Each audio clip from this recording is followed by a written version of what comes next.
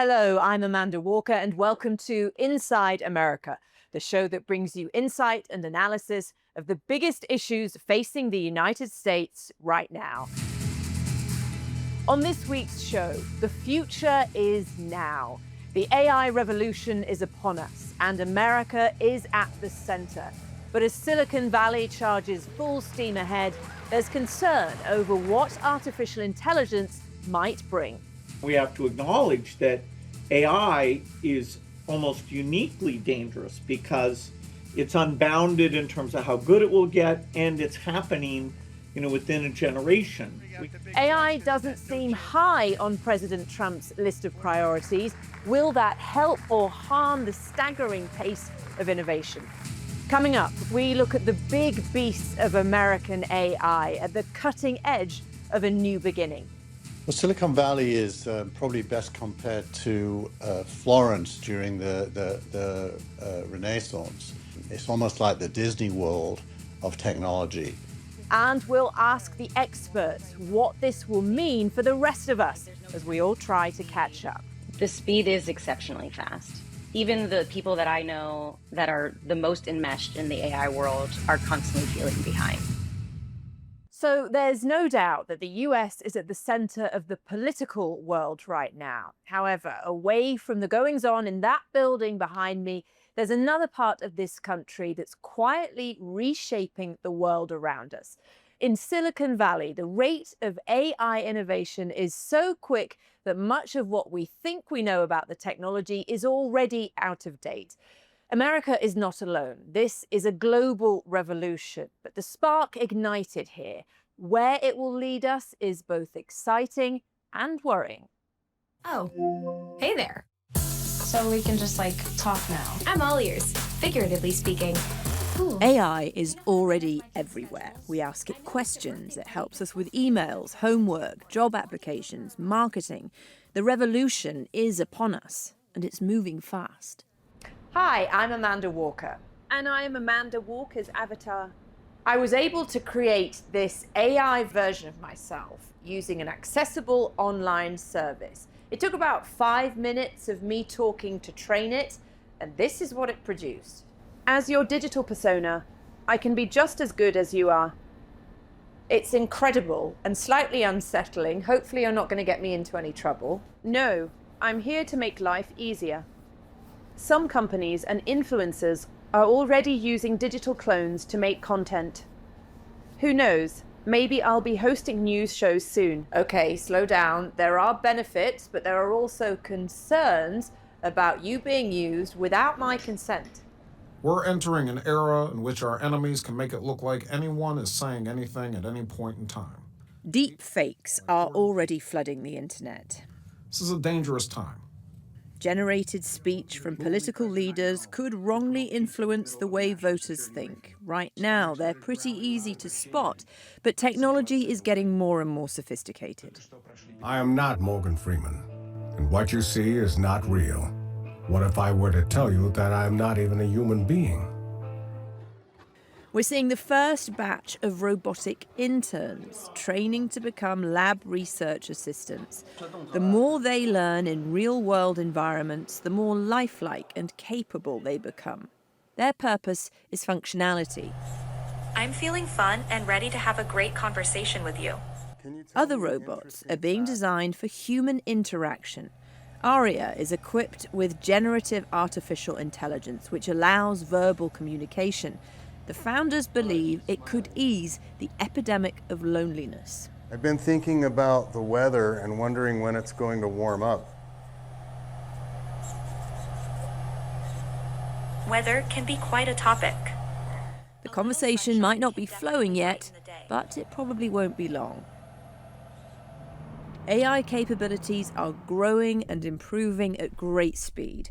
Most of the big achievements are emerging from here, the AI epicenter. Well, Silicon Valley is probably best compared to Florence during the Renaissance. It's the place everyone who wants to make an impact in technology comes. And so every coffee shop in Palo Alto, where I live, is full of people talking about AI pretty much all day from the time they open to the time they close. The restaurants. This is, in a way, it's almost like the Disney World of technology, the theme park that everyone comes to. One of the big talking points now is, can an individual build a company worth $1 billion by using AI instead of people? So one person billion-dollar companies. Not that anyone's that focused on the money, they're focused on the journey, but the money, of course, doesn't hurt.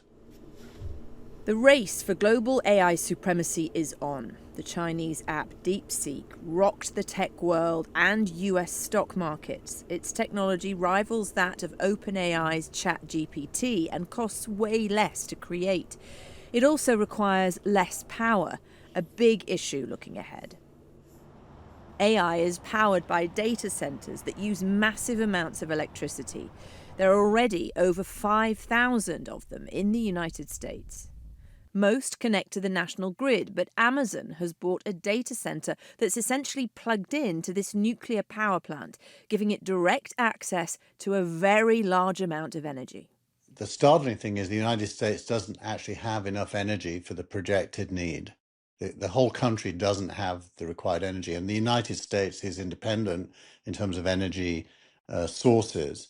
The source of energy, whether it's the sun, the wind, coal, nuclear, is a secondary level discussion, because no matter which of those you choose or all of them, there isn't enough energy. And so what's happening is a revolution in energy. It's hard to keep up with AI's evolution. Where it ends up is a source of excitement and fear.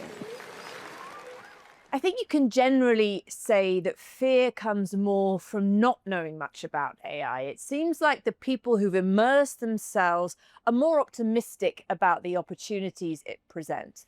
Lauren Vriens is an AI startup consultant. She's testing and building tools and advising companies and startups on how to get the best out of AI. I asked her where we're currently at in the AI journey. We're definitely at an interesting place with AI. It's no longer science fiction. It's deeply interwoven in most of our daily lives, even if you're not aware of it.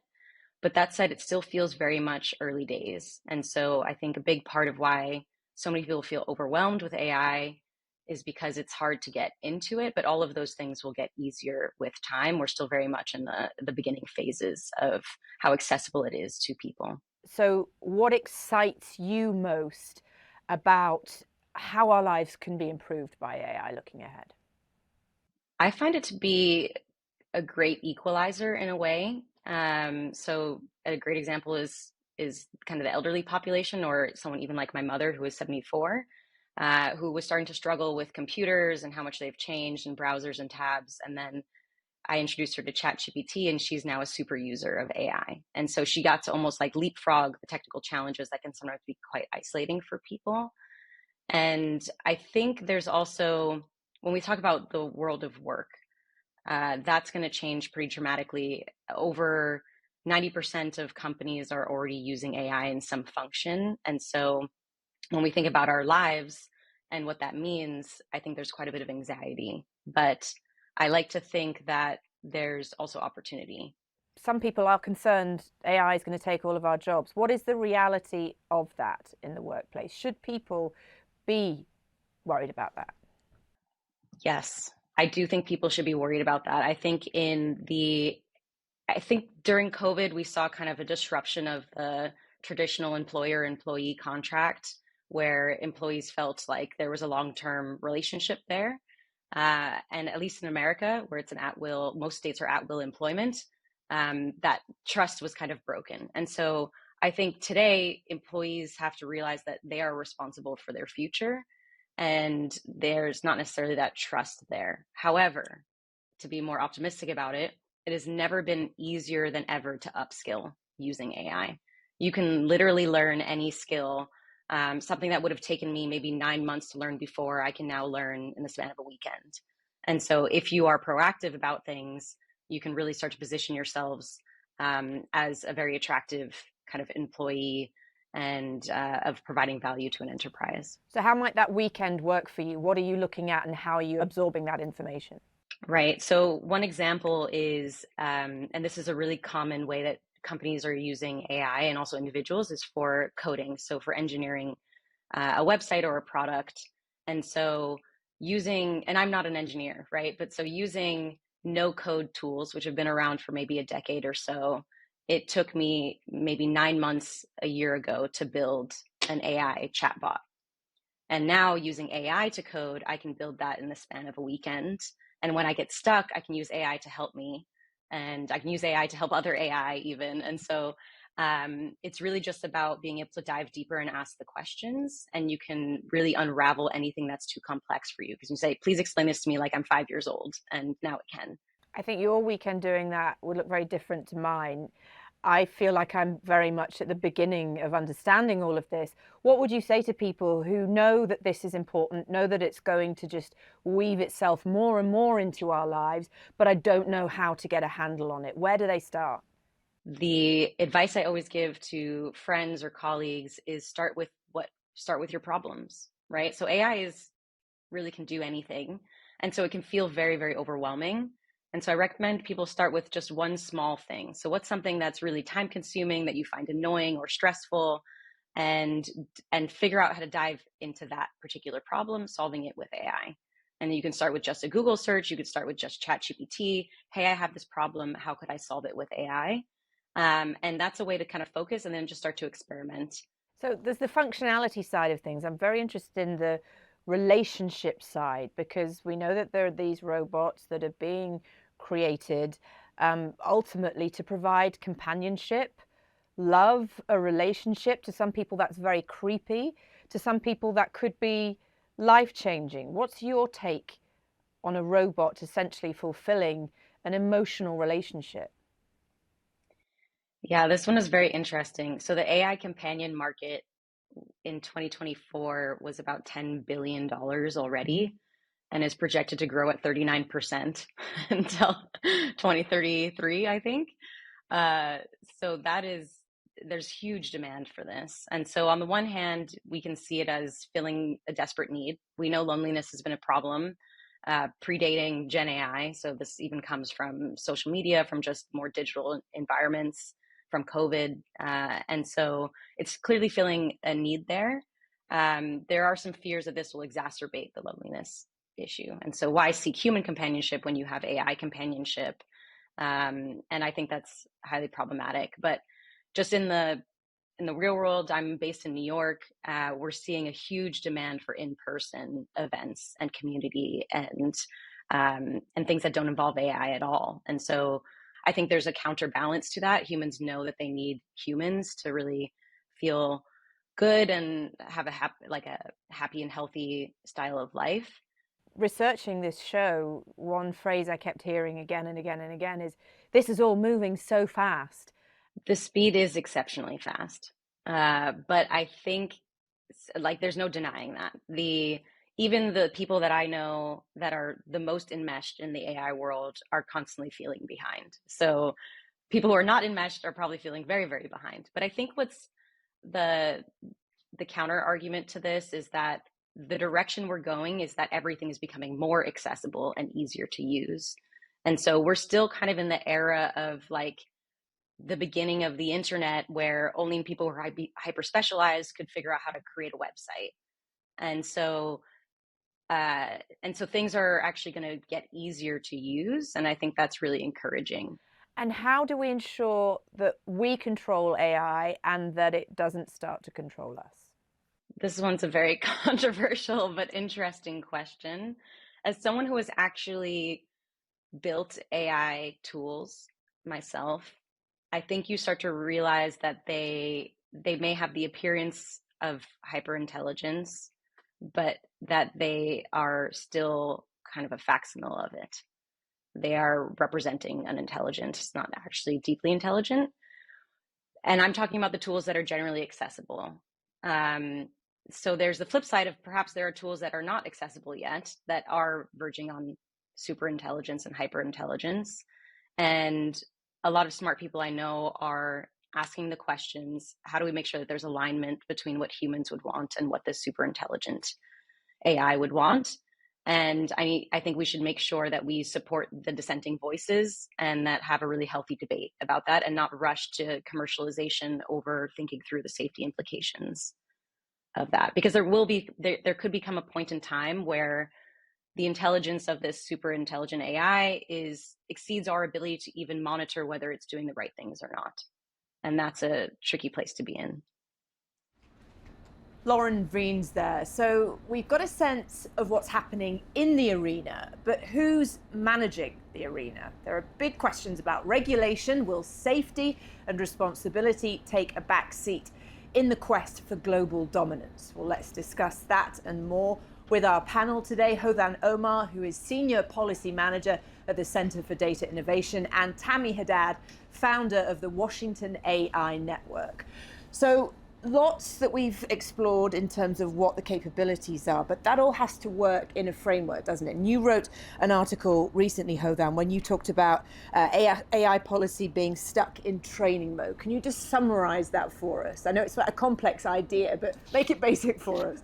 Yeah, so it's really the difference between training AI models and using AI models. The US is really focused on, and its policy is really focused on, how do we train more models? How do we have more US companies like OpenAI, Anthropic that are developing these systems? But it's not thinking enough about how do we ensure that companies around the world are using those systems? And that's really the difference between kind of training and using. Does that strike a chord with you, Tammy, in terms of just usability? Well, yes, but I think the whole issue, especially for this administration, is we're number one, we lead the world. And now, basically, I think we've got this administration saying, and you should all be using our AI. Yeah, it's an interesting point. I was speaking to someone who's very much in Silicon Valley who was saying that that level of competition and quest for dominance isn't felt so much there, that everybody just wants to come up with the good stuff. And it is certainly felt in the building behind us. Is that a bit of a divide there, do you think? I think when it comes to competition, I think it's important to also remember that the AI ecosystem itself has developed over the years and across administrations. Where we are in the AI ecosystem in terms of the development of the models, how capable they are, is different than what we were under in Trump 1.0. And so it's not just that the nature of competition has changed, it's the nature of AI has changed. It's different on both levels, I'd say. But the second piece of that is the one thing this administration has said, they're pro-competition, right? So they're there's a Meta case coming up, there's a Google case coming up. The FTC is going forward with that. So it's these same large companies that are doing so much of the research and so much of the work. But there you've got this political piece. I'm not sure how it plays out. What about this notion that the Trump administration has kind of taken safety and responsibility as less of a priority and emboldened the big tech companies to just keep pushing forward? Should we be worried about that? I think there's certainly been a shift from the Biden administration to the Trump administration, from a focus on risk to a focus on kind of maximizing opportunities. The issue is, I think there's really an incoherence in that approach. So even though we are seeing the loosening of regulations around AI, we're also seeing cuts to the institutions that are really important for that innovation to happen in the way we want to see. Things like cuts to the National Institute for Standards and Technology that create AI standards that the industry itself is saying it would like for the clarity it provides. I just want to help you out. You're never supposed to say safety anymore. Right. And you're not supposed to say responsibility. I'm just helping you two ladies out. Thing? Yeah, you can't say it in this administration. They're saying those are words that are not used when you talk about AI.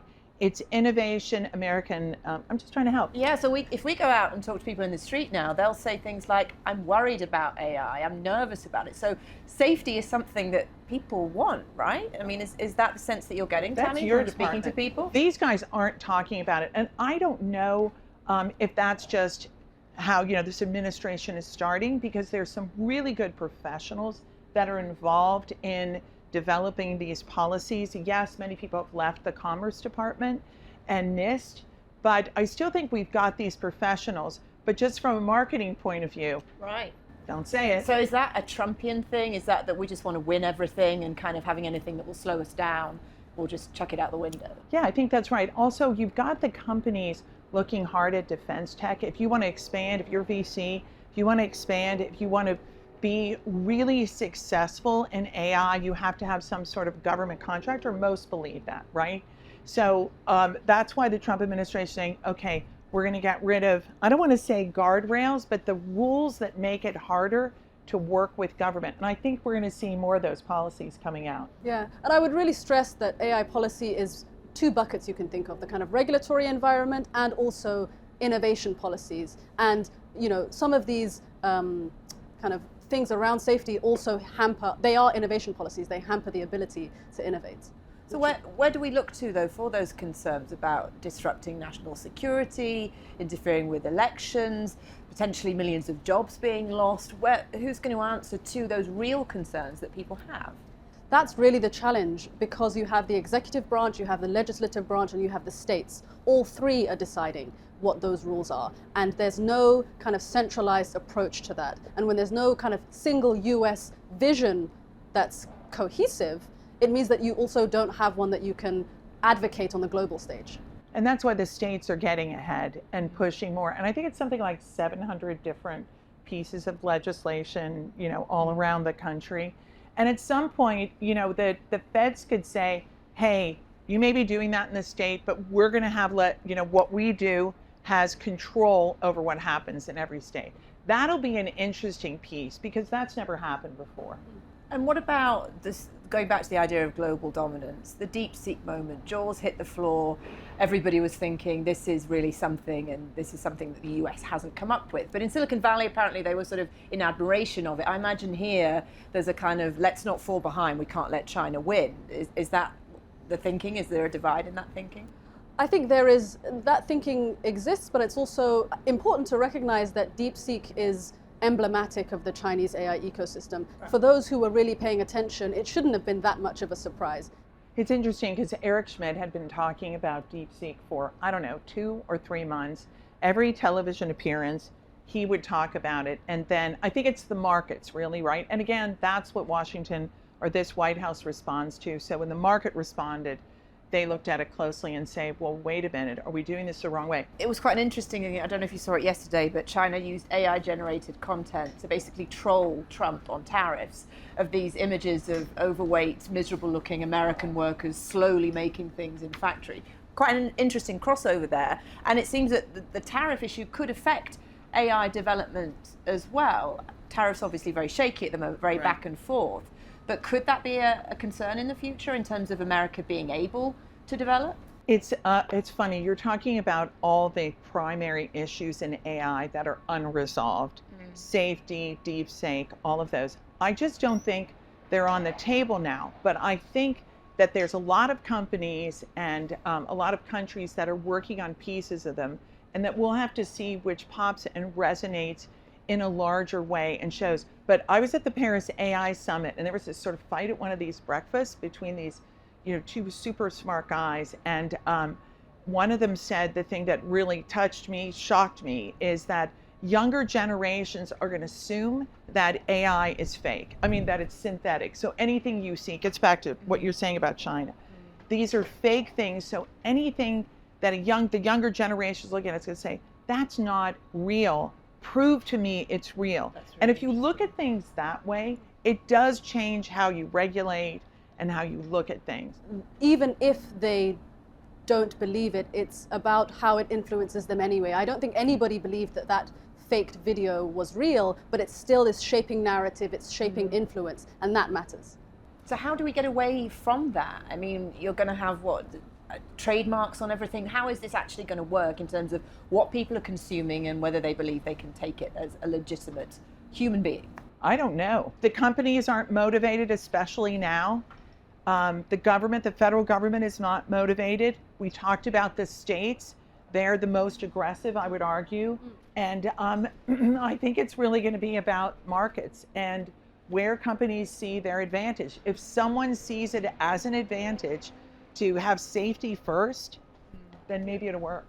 And also just AI literacy, I think that's a term that we've heard bandied around in policy conversations, and it's an important one. How do you distinguish what's real, what's fake, what you can trust and what you can't? And this may speak to that, but you know more than most about AI. There's a lot of excitement, a lot of opportunity, but what is giving you anxiety? I think what gives me anxiety is some of the things that we've talked about, and also the idea that even as these models are developed and have all these capabilities, that for the average person, they won't be able to benefit from them. You know, can healthcare costs be reduced? That's something that matters to the people.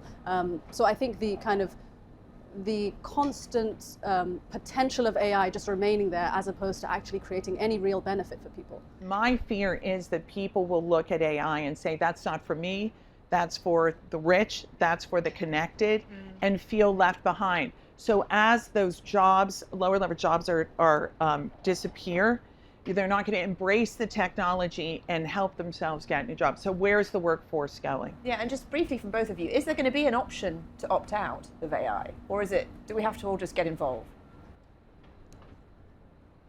No, there's no option. It's here. It's been here. Every time you've gone through the airport and had facial recognition, that was AI, right? It's here. Okay.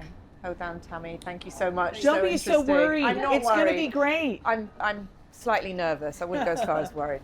So I'm sure we'll all be revisiting this topic regularly, perhaps hosted by an avatar and not me. Who knows? Maybe we'll all be avatars next time.